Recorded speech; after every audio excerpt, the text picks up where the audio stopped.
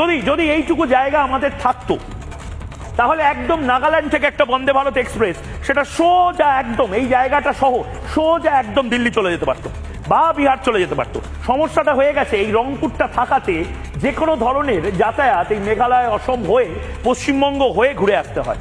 এবং মোহাম্মদ ইউনূস ঠিক কথা বলেছেন।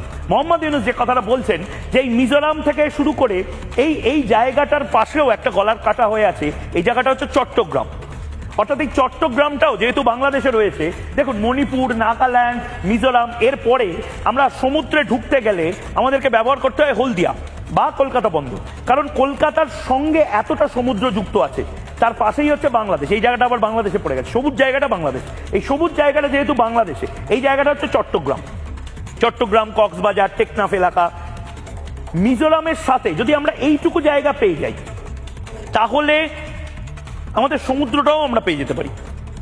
আর ওইদিকে যে চিকেন স্নেকের কথা বলা হচ্ছে, সেটাও বড় হয়ে যাবে, মুরগির গলা হয়ে যাবে হাতির গলা।